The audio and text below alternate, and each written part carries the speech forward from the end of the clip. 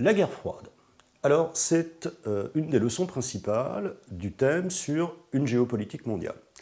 C'est une leçon extrêmement importante parce que la guerre froide est un événement très long qui dure de 1947 à 1991 et qui organise le monde pendant cette période selon ce qu'on appelle un ordre bipolaire.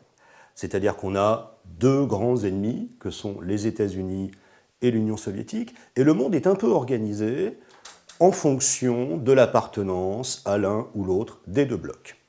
Alors, on va examiner ça en commençant par parler de l'ONU, l'Organisation des Nations Unies, qui a été créée en 1945 pour remplacer la SDN et dont les objectifs sont multiples. L'ONU sert à quoi? À assurer la paix mondiale et la souveraineté des États, c'est-à-dire s'assurer qu'un État n'est pas l'objet d'une invasion, par exemple. À assurer également le respect des droits de l'homme dans le monde. Du reste, en 1948, l'ONU produira une déclaration universelle des droits de l'homme. Enfin, à assurer la prospérité économique mondiale, parce qu'on pense que plus on est riche, moins on se fait la guerre. Or, l'ONU va avoir du mal à fonctionner pendant la guerre froide, puisque les Américains et les Soviétiques, qui siègent tous les deux au Conseil de sécurité de l'ONU, ont tendance à paralyser son fonctionnement. Alors, pourquoi la guerre froide a-t-elle eu lieu? Comment a-t-elle commencé? Quelles sont les causes de la guerre froide? On sait que les Américains et les Soviétiques sont totalement opposés au plan idéologique. Les États-Unis, c'est une démocratie libérale capitaliste. L'Union soviétique, c'est un régime communiste, c'est aussi une dictature totalitaire. Mais le problème, c'est pas tellement ça. Car sinon, la guerre froide, elle aurait commencé dès 1917. Le problème, c'est que les Américains constatent en Europe l'avancée du communisme. Les pays qui ont été libérés par l'URSS ont basculé dans le communisme et en 1947, les Américains disent « ça suffit, vous n'irez pas plus loin ». C'est ce qu'on appelle la stratégie de l'endiguement qui va durer tout le temps de la guerre froide. Alors la guerre froide se manifeste par ce qu'on appelle l'équilibre de la terreur, c'est-à-dire une course aux armements. L'arme majeure de la guerre froide, c'est l'arme nucléaire. Il faut avoir un arsenal nucléaire qui soit au moins aussi important que celui de l'adversaire, si bien que les deux États fabriquent de plus en plus d'armes nucléaires, jusqu'à avoir de quoi faire sauter plusieurs fois la planète. La guerre froide se manifeste également par des affrontements qui ne sont jamais directs. Les Américains, les Soviétiques ne se sont jamais battus face à face.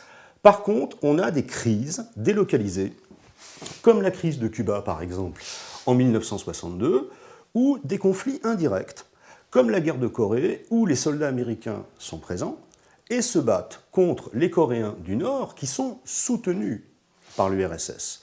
Mais l'URSS n'est pas physiquement présente sur le terrain. La guerre froide, c'est donc un affrontement indirect, et c'est ça qu'il faut retenir.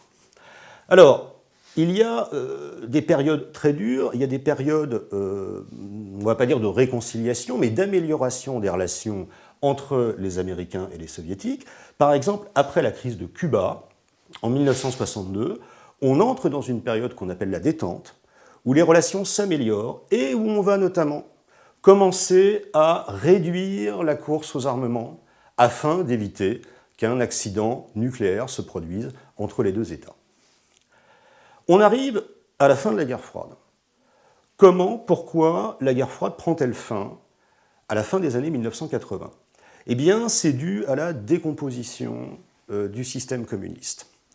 L'URSS va mal au plan économique, au plan politique.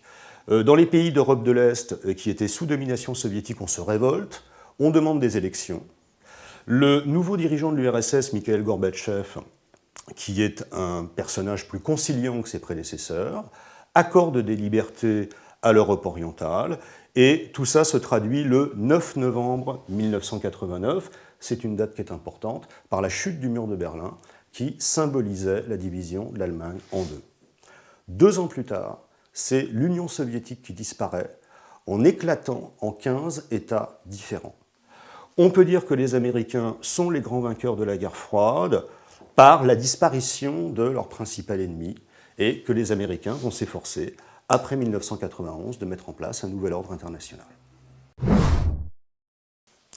En résumé, que faut-il retenir de la guerre froide? Que c'est un affrontement bipolaire, c'est-à-dire fondé sur deux ennemis qui se font face, que l'arme nucléaire est au centre de la guerre froide, mais qu'elle n'a jamais servi, et que la guerre froide se termine en 1991 par la disparition de l'un des deux protagonistes. Aujourd'hui, on a tendance à penser que l'arme nucléaire, c'est pour rire, c'est-à-dire qu'en fait, on la fabrique mais on ne s'en sert pas. Eh bien, ce n'est pas ce qu'on pensait dans les années 1950 aux États-Unis, parce que la population avait tellement peur d'une bombe atomique que certains ménages américains aisés ont construit sous leur maison des abris anti-atomiques pour se protéger le cas échéant.